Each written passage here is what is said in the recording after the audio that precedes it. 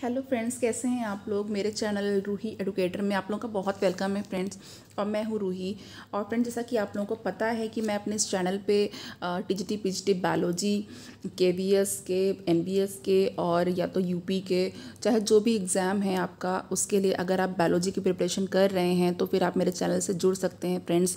और इसके साथ ही जो DSSB का अभी जो नोटिफिकेशन आया था, उसके लिए मैंने टीजीटी नेचुरल साइंस का जो भी प्रीवियस ईयर 2018 का क्वेश्चन पेपर था फ्रेंड, जो मैंने खुद भी दिया हुआ था, उसको भी मैंने एक एक क्वेश्चन उसका पूरा जितने भी पार्ट हैं section A and section B जो सब्जेक्ट से रिलेटेड पार्ट है वो मैं अपलोड कर चुकी हूँ। तो जितने भी लोग मेरे फ्रेंड जो चैनल को फ्रेंड्स आज पहली बार आप लोग देख रहे हैं और उसको सब्सक्राइब कर लीजिए आप, और जिससे कि आपको नोटिफिकेशन मिलता रहे, क्योंकि यहाँ पे जितनी भी वीडियो हैं वो सब A1 क्लास की हैं फ्रेंड। बहुत अच्छी वीडियोज़ आपको मिलेंगी और मैं इसको जो भी जितने भी लेक्चर हैं सब अपलोड कर चुकी हूँ। और मेरा जो फेसबुक का ग्रुप है उस पर भी मैंने अपलोड किया हुआ है, तो आप उसको प्लीज़ ज्वाइन कर लीजिए और तैयारी करते रहिए फ्रेंड्स। अपना ख्याल रखिए। तो चलिए, आज मैं जो स्टार्ट कर रही हूँ बायोलॉजी में वो है सेल और एनिमल टिश्यू। हमारे फिनिश हो चुके हैं, उसके जितने भी इंपॉर्टेंट क्वेश्चन थे लगभग वो सब हो चुके हैं फ्रेंड्स।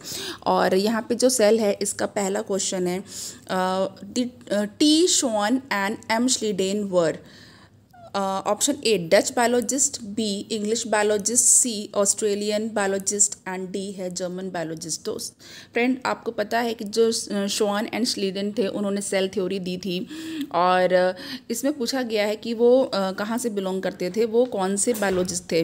तो यहाँ पे जो हमारे सामने ऑप्शन है वो डी बिल्कुल करेक्ट हो जाएगा, वो जर्मन बायोलॉजिस्ट थे। तो देखिए फ्रेंड्स, यहाँ पे जो पहले का डी है वो बिल्कुल करेक्ट हो चुका है। और हमारे पास अब जो सेकंड क्वेश्चन है वो है difference between the prokaryotic and eukaryotic cell in. तो देखिए यहाँ पे प्रोकैरियोटिक एंड यूकैरियोटिक सेल्स का डिफरेंस पूछा गया है। इजी है, सिंपल है। A cell wall, B nuclear membrane, C ribosome and D none of these.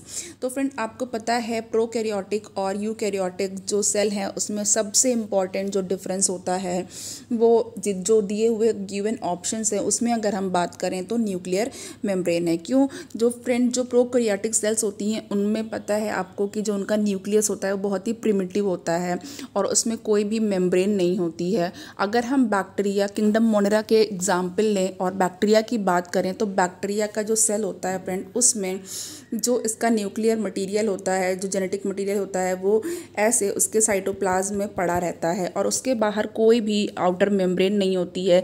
जैसे कि अगर आप प्लांट सेल या फिर एनिमल सेल को आप देखते हैं तो आप देखते हैं कि एक ऑर्गेनाइज्ड आपको स्ट्रक्चर दिखता है न्यूक्लियस का, और जो भी आप पिक्चर्स में या बुक में देखते हैं उसमें आपको लगभग राउंड शेप का एक न्यूक्लियस दिखता है जिसमें न्यूक्लियर मेम्ब्रेन होती है और जो डबल लेयर होती है और न्यूक्लियर पोर्स होते हैं। जो न्यूक्लियर जो मटेरियल होता है न्यूक्लियोप्लाज्म उसको साइटोप्लाज्म से कनेक्ट करता है। तो फ्रेंड, यहाँ पे आपको पता है जितने भी ऑप्शन है उसमें हमारा जो 2 ऑप्शन है यानी कि बी ऑप्शन है वो बिल्कुल करेक्ट हो चुका है। चलिए नेक्स्ट क्वेश्चन की तरफ बढ़ते हैं। और जो हमारे पास नेक्स्ट क्वेश्चन है वो है थर्ड वाला, और थर्ड वाला क्वेश्चन है which of the following is the exception of cell theory. इसमें से सेल थ्योरी का एक्सेप्शन कौन है? Option A bacteria, B fungi, C lichen, D virus.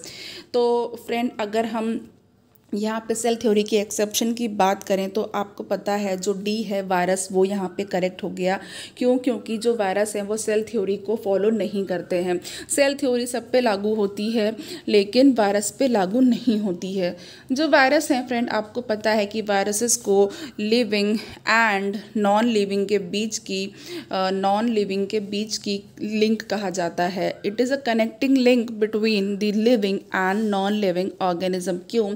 अभी आप लोग बहुत ज़्यादा सुन रहे होंगे कोरोना वायरस, एक जो वायरस है ये पैंडमिक हुआ है, पूरे दुनिया में फैला हुआ वायरस है ये। तो ये होता क्या है फ्रेंड, जो वायरस होते हैं आपको पता है सब चीज़ें, लेकिन थोड़ी सी जानकारी यहाँ पे मैं देना चाहूँगी कि देखिए जब तक ये हमारी बॉडी से बाहर है या किसी भी लिविंग ऑर्गेनिज्म से बाहर है, ये एक डेड पार्टिकल्स की तरह पड़ा हुआ रहता है। ठीक है, ये कुछ नहीं करेगा, ये किसी भी सरफेस पे हो सकता है, कांटेक्ट में मान लीजिए किसी ने छींक दिया, स्नीजिंग किया, किसी ने कफिंग कर दिया, तो क्या हुआ, वायरस हवा से जा कर के किसी चीज़ पे सेटल डाउन हो गया, बैठ गया, जैसे कि टेबल पे बैठ गया, जैसे कि आपकी चेयर पे बैठ गया, किसी के कपड़े पे चला गया।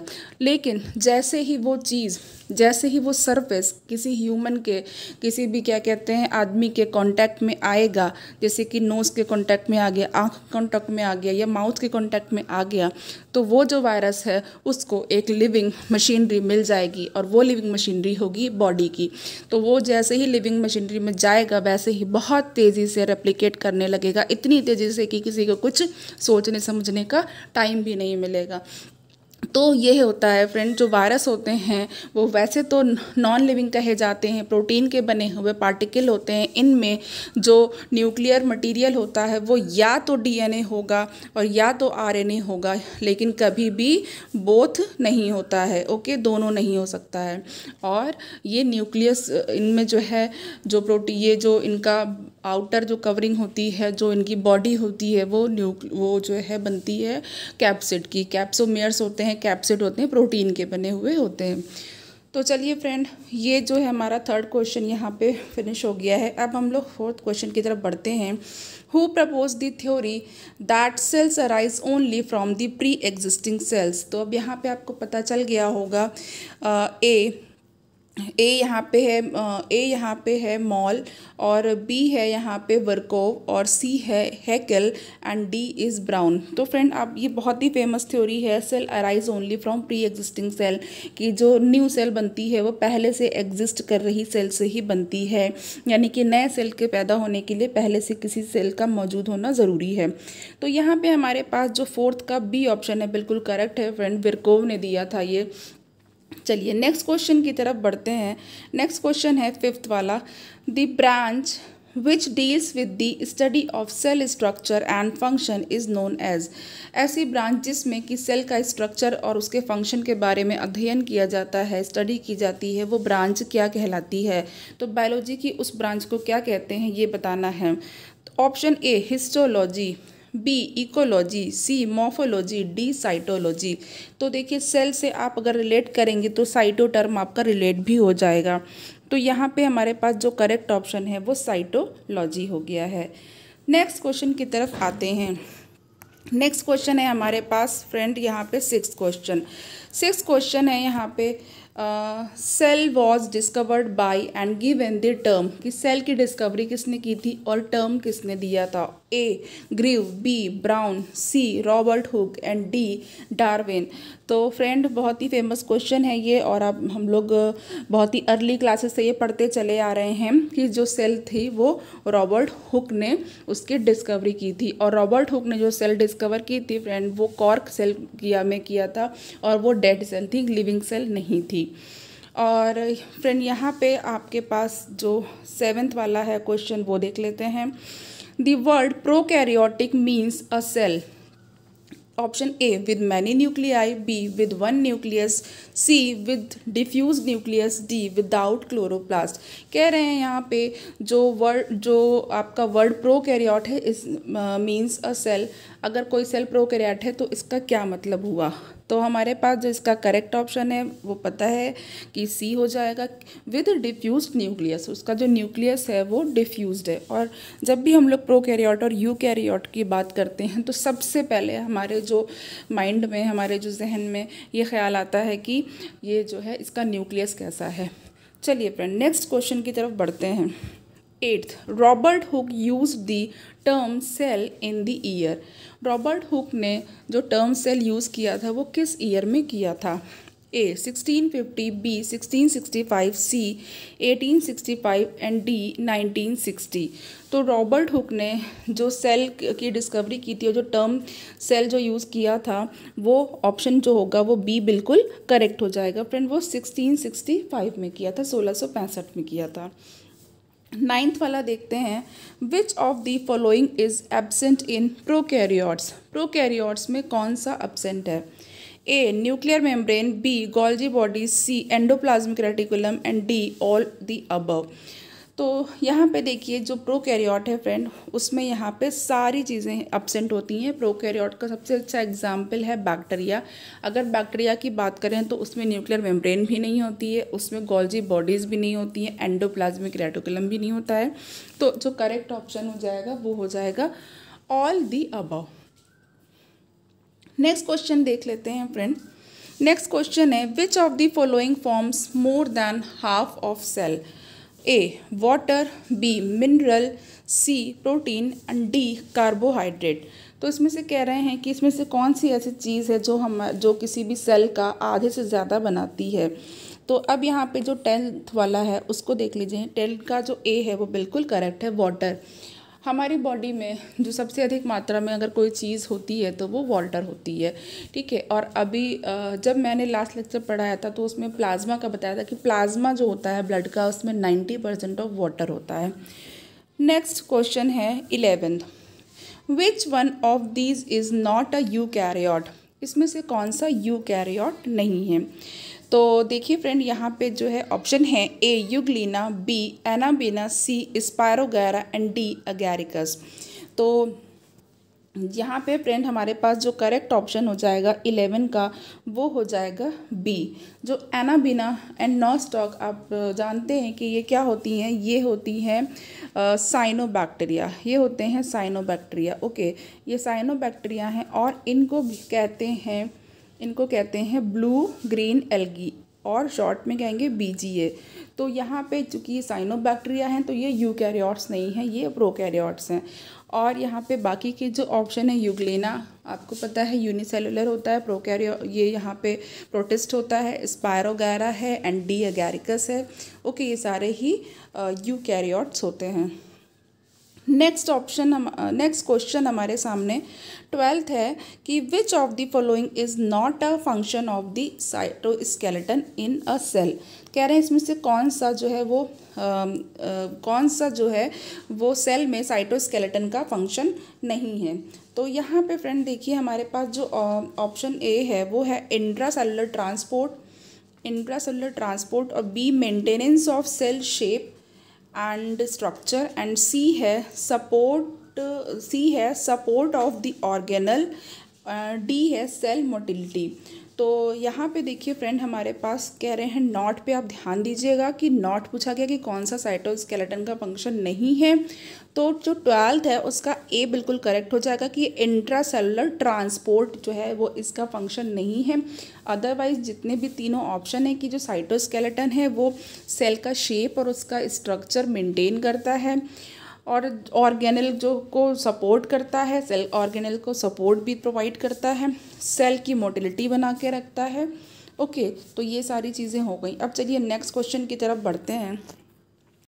हमारे पास पिक्चर बेस्ड है। पिक्चर बेस्ड क्वेश्चन बहुत हेल्पफुल होते हैं फ्रेंड और ये हमें लर्न करने में बहुत हेल्प करते हैं। आप एक डायग्राम से पूरी चीज़ें आपको रिवाइज हो जाती हैं और रिमाइंड भी हो जाती हैं। तो यहाँ पे देख लीजिए, यहाँ पे है सबसे पहले the given figure shows some of the missing structure in a plant cell A to E. Identify the marked alphabet. अब यहाँ पे A to E plant cell में जो है मिसिंग स्ट्रक्चर है उसको जो है आपको सब बताना है कि कौन सा स्ट्रक्चर है वो। अब यहाँ पे देख लेते हैं A। तो फ्रेंड देखिए ये A है और इसको देखिएगा ये क्या है अंदर की तरफ, और ये B है, ओके। फिर उसके बाद एक स्ट्रक्चर है हमारे पास यहाँ पे C, देन D, और फिर उसके बाद ये जो है जो particle like granule like structure है वो E है। अब आपको इसी को आइडेंटिफाई करना है। तो फ्रेंड हम सभी लोग, आप लोग जो है जितने भी टीचर्स लोग हैं, टीचर बनने जा रहे हैं, जो भी तैयारी कर रहे हैं 10th क्लास से 10th क्लास क्यों बोलूँ 8th क्लास से, अब तो क्या है सेल का स्ट्रक्चर इंट्रोड्यूस हो जाता है बुक्स में। तो ये चीज़ें बिल्कुल आपको हम सभी को पता है, रटी हुई हैं बिल्कुल। और यहाँ पे आप देख लेते हैं करेक्ट ऑप्शन क्या हो जाएगा। यहाँ पे हमारे पास 4 ऑप्शन है A B C D, जिसमें से मैं आपको करेक्ट वाला जो ऑप्शन है वो बता देती हूँ। जो करेक्ट है हमारे पास वो D है। देखिए D है यहाँ पे हमारे पास पहला जो ए है, जो अंदर की तरफ लेबलिंग थी फ्रेंड, बिल्कुल सेल वॉल से सटा हुआ, वो क्या था, प्लाज्मोडेस्माटा। उसके बाद देन आपके पास जो स्ट्रक्चर बी वाला है वो रफ एंडोप्लाज्मिक रेटिकुलम है। आपने ऐसे देखा होगा, इस तरीके का स्ट्रक्चर होता है रफ एंडोप्लाज्मिक रेटिकुलम का, जिसपे क्या होते हैं, इस तरीके से ग्रैन्यूल्स होते हैं जो राइबोसोम होते हैं। नाउ सी जो है वो गोल्जी अपरेटस है। गोल्जी अपरेटस कुछ इस तरीके का होता है, इस तरीके से आपको स्ट्रक्चर दिखाई देगा, गोल्जी अपरेटस। माइटोकॉन्ड्रिया आप सभी जानते हैं, माइटोकॉन्ड्रिया में आपका इस तरीके से स्ट्रक्चर होता है डिटेल। और ई जो है वो, जो यहाँ पे ई है वो क्या है, राइबोसोम्स है। ओके, जो डॉट्स हैं, ग्रेन्यूल्स हैं, वो राइबोसोम्स हैं। नेक्स्ट अगेन हमारे पास एक स्ट्रक्चर है, the given diagram shows important structure in an animal cell. Animal cell का अब आपको डायग्राम दिया हुआ है, इसमें आपको सब चीज़ें आइडेंटिफाई करनी है। ये अब यहाँ पे देखिए एज से लेकर के आपका लेबलिंग करना है। और फ्रेंड यहाँ पे अब मैं आपको पॉइंट्स रीड कर दे रही हूँ। The structure replicates during mitosis and generates the spindle. One दिया हुआ है कि the structure replicates during mitosis and generates the spindle. और टू है फ्रेंड यहाँ पे, a major site for synthesis of lipid. Two के बारे में दिया गया है कि ये लिपिड की मेजर, लिपिड सिंथेसिस के लिए मेजर साइट है। फिर थ्री है आपका power house of cell. Four है store house of digestive enzymes. Fifth है increase the surface area for the absorption of material। and next है आपका sixth site of glycolysis. And seventh है the site for active ribosomal RNA synthesis. तो देखिए friend, यहाँ पे मैं आपको फिर से करेक्ट आंसर बता दे रही हूँ। यहाँ पे जो हमारे पास करेक्ट आंसर है वो बी हो जाएगा। ये जो 14th क्वेश्चन है आपका, एक बार फिर से ऊपर से देख लीजिए आप लोग, एनिमल सेल के बारे में, जितने भी ऑर्गेनल्स हैं उनके बारे में आप लोग रीड कर लीजिए, स्टडी कर लीजिए। और यहाँ पे देखिए जो 14 है, इसका जो बी होगा ऑप्शन, वो बिल्कुल करेक्ट हो जाएगा। ओके, मैचिंग करनी है तो यहाँ पे आप लोग डायग्राम देखिएगा और उसके बाद ये नंबरिंग नोट करके मैचिंग कर लीजिएगा फ्रेंड। चलिए, और यहाँ पे ये हेल्प दे रखी है। ओके, ये मैंने पहले ही रीड कर दिया है। जैसे कि फॉर एग्जांपल अगर मैं बताऊँ तो थर्ड वाला देख लीजिए, तो power house of the cell है, तो क्या हो जाएगा, ये हो जाएगा माइटोकॉन्ड्रिया। ओके, चलिए नेक्स्ट मैं यहाँ पे स्टार्ट करती हूँ। अगला है यहाँ पे जो हमारा सेल वॉल से रिलेटेड क्वेश्चन हैं फ्रेंड। तो जो हमारा सेल का जनरल था वो इसके 14th क्वेश्चन ये। देन अब यहाँ पे आपके सामने सेल वॉल के जो क्वेश्चंस हैं वो देख लेते हैं। क्वेश्चन 1 है, the internal layer joining the primary walls of two adjacent cell is known as. कह रहे हैं कि जो पास की दो एडजेसेंट सेल होती हैं, ओके, उसमें जो प्राइमरी वॉल की जो इंटरनल लेयर्स होती हैं जो एक दूसरे से जुड़ती हैं, उसको क्या कहते हैं। ऑप्शन ए है plasmodesmata, B middle lamella, C periderm and D Casparian strip. तो फ्रेंड यहाँ पे जो हमारे पास 1 है उसका बी बिल्कुल करेक्ट हो जाएगा फ्रेंड। मिडिल लैमेला बहुत इंपॉर्टेंट होती है और मिडिल लैमेला ही इसको कहते हैं। ओके, ये आपका बी ऑप्शन बिल्कुल करेक्ट हो गया है। चलिए, और जो प्लाज्मोडेस्माटा होता है फ्रेंड, वो तो आपको पता है कि धागे की तरीके का बिल्कुल थ्रेड लाइक स्ट्रक्चर होता है प्लाज्मोडेस्माटा। पेरिडर्म तो हमने सेकेंडरी ग्रोथ में पढ़ ही रखा है, जब मैंने प्लांट की सेकेंडरी ग्रोथ के क्वेश्चन कराए थे कि जो पेरिडर्म है उसमें कॉर्क, कैम्बियम, उसमें फेलोजेन, फेलोडर्म एंड फेलेम तीनों मिलकर के पेरिडर्म कहलाती हैं। चलिए नेक्स्ट क्वेश्चन है हमारे पास, cell wall is absent in. Cell wall जो है वो किस में एब्सेंट होती है। Cell wall option A gametes, B amoeba, C mycoplasma, D all of these. तो यहाँ पे फ्रेंड जो सेकंड है उसका डी ऑप्शन करेक्ट हो जाएगा। गैमीट्स में भी कोई सेल वॉल नहीं होती है, अमीबा में भी कोई सेल वॉल नहीं होती है, ये प्रोटिस्ट है। ओके, एंड सी माइकोप्लाज्मा के बाहर भी कोई सेल वॉल नहीं होती है, और डी यहाँ पे ऑल ऑफ दीज है, इसलिए यही करेक्ट हो जाएगा। थर्ड बढ़ते हैं, plant cell wall consist of. Plant की सेल वॉल में क्या क्या होता है। Option A lignin, hemicellulose, pectin lipid, B है lipid protein hemicellulose pectin, C lignin hemicellulose pectin cellulose and D is lignin hemicellulose tubulin cellulose. तो यहाँ पे देखिए फ्रेंड, जो हमारे पास थर्ड है उसका क्या ऑप्शन करेक्ट हो जाएगा। यहाँ पे हमारे पास सी जो है वो बिल्कुल करेक्ट हो जाएगा। जो प्लांट की सेल वॉल है उसमें लिग्निन होती है, फिर हेमिसेलुलोज, पेक्टिन एंड सेल्यूलोज, इनसे मिलकर के बना होता है। क्वेश्चन फोर है हमारे पास, in the cell walls of the guard cells cellulose microfibrils are oriented. कह रहे हैं कि गार्ड सेल में जो सेल वॉल होती है उसके सेल्यूलोज माइक्रोफाइब्रिल जो होते हैं वो किस तरह ओरिएंटेड या किस तरीके से व्यवस्थित रहते हैं। Option A radially, B transversely, C tangentially, B D obliquely. तो यहाँ पे जो ऑप्शन है वो करेक्ट हो जाएगा 4 का ए इज़ करेक्ट, वो रेडियली ओरिएंटेड होते हैं। Now next is 5th is the chemical substance found most abundantly in the middle lamella is released into the phragmoplast by। कह रहे हैं कि जो केमिकल सब्सटेंस जो मिडिल लैमेला में पाया जाता है, बहुत ही अधिक ज़्यादा प्रचुर मात्रा में पाया जाता है और वो फ्रैग्मोप्लास्ट द्वारा रिलीज्ड होता है। किस में रिलीज्ड होता है? Is released into the phragmoplast by. ठीक है, किससे रिलीज्ड होता है? ओके, तो अब यहाँ पे हमारे पास से देख लेते हैं कि वो किसके द्वारा रिलीज्ड होता है। A endoplasmic reticulum, B Golgi complex, C spindle fragments and D interzonal fibre. तो देखिए यहाँ पे जो करेक्ट ऑप्शन हमारे पास हो जाएगा वो बी करेक्ट हो जाएगा कि जो गोल्जी कॉम्प्लेक्स होता है उसी से रिलीज्ड होता है फ्रेंड। तो यहाँ पे आपको पता है जो गोल्जी कॉम्प्लेक्स होता है उसका बहुत ज़्यादा उसका जो फंक्शन जो ये होता है, एक कि इसमें सिक्रीशन भी होता है, तो ये कुछ केमिकल सब्सटेंस कैरी करता है जो सिक्रीट भी करता है। तो यहाँ पे इसीलिए बी हमारे पास करेक्ट हो जाएगा। नाउ अब यहाँ पे देखते हैं हमारे पास जो नेक्स्ट है फ्रेंड वो कौन सा है। नेक्स्ट पार्ट हमारे पास प्लाज्मा मेम्ब्रेन से रिलेटेड है। प्लाज्मा मेम्ब्रेन के क्वेश्चंस हैं। Plasma membrane which of the following layer is present nearest to the plasma membrane in plant cell.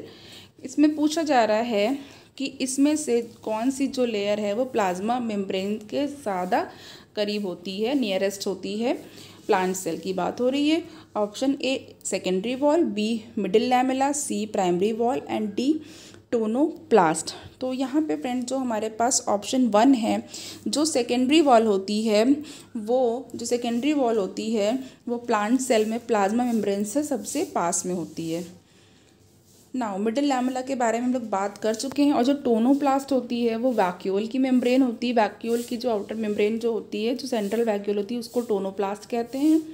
Next हमारे पास है friend second option second question, beetroot if kept in cold water anthocyanin does not come out due to the plasma membrane. अब उसके बारे में पूछा गया है, ऑप्शंस दिए गए हैं। A differentially permeable, B impermeable to anthocyanins, C permeable to anthocyanins, D dead. कह रहे हैं कि अगर बीट रूट को चुकंदर फ्रेंड आप लोग जानते हैं, चुकंदर में क्या होता है, चुकंदर कुछ डार्क पर्पल टाइप का कलर होता है या मैजेंटा उसको बोल सकते हैं। तो इसमें जो पिगमेंट होता है वो मेनली एंथोसाइनिन होता है जिसकी वजह से उसका कलर आता है। तो ये पूछा जा रहा है क्वेश्चन में कि जब बीट रूट को ठंडे पानी में रखा जाता है तो जो एंथोसाइनिन होता है वो बाहर नहीं आता है। ठीक है, अब क्यों नहीं बाहर आता है कि अब प्लाज्मा मेम्ब्रेन कैसी होती है जो वो बाहर नहीं आता है। तो ऑप्शन आपके सामने दिए हुए हैं। अब यहाँ पर जो सेकंड है उसका बी जो है वो करेक्ट हो जाएगा। क्यों? क्योंकि एंथोसाइनिन जो है वो प्लाज्मा मेम्ब्रेन के लिए इम्परमिएबल होते हैं, इसीलिए यहाँ पे जब इम्परमिएबल है तो उससे क्रॉस ही नहीं कर पाएगा उसकी वॉल से, मेम्ब्रेन से, तो फिर कैसे बाहर आएगा। तो नेक्स्ट क्वेश्चन है हमारे पास friend third, who proposed fluid mosaic model for plasma membrane. Plasma membrane के लिए फ्लूइड मोज़ैक मॉडल किसने प्रपोज किया था? A C Cramer and Nageli, B Singer and Nicolson, C Danielli and Davson, D J D Robertson. तो ये friend बहुत famous fluid mosaic model है और यहाँ पे जो थर्ड का हमारे पास ऑप्शन हो जाएगा वो बी बिल्कुल करेक्ट हो जाएगा कि सिंगर एंड निकोलसन ने फ्लूइड मोज़ेक मॉडल प्रपोज किया था। 4 carbohydrates are present in the plasmalemma in the form of. जो कार्बोहाइड्रेट होते हैं वो प्लाज्मा लेमा में किस रूप में प्रेजेंट होते हैं। Option A starch, B cellulose, C hemicellulose, D phospholipid glycolipids and phosphoproteins और ग्लाइकोप्रोटीन्स। तो यहाँ पे जो 4 का डी ऑप्शन है फ्रेंड वो बिल्कुल करेक्ट हो जाएगा। जो प्लाज्मा लेमा में कार्बोहाइड्रेट्स होते हैं वो फॉस्फोलिपिड्स के फॉर्म में प्रेजेंट होते हैं, फॉस्फोरस प्लस लिपिड या जिनको ग्लाइकोलिपिड्स भी कहते हैं, एंड फॉस्फोप्रोटीन्स और ग्लाइकोप्रोटीन्स। नेक्स्ट क्वेश्चन हमारे पास 5th है friend. Which of the following statement is not true for plasma membrane. इसमें से कौन सा जो यहाँ पे ऑप्शन है वो प्लाज्मा मेम्ब्रेन के लिए ट्रू नहीं है। तो यहाँ पे देखते हैं जो 5th वाला है उसका ऑप्शन क्या क्या है।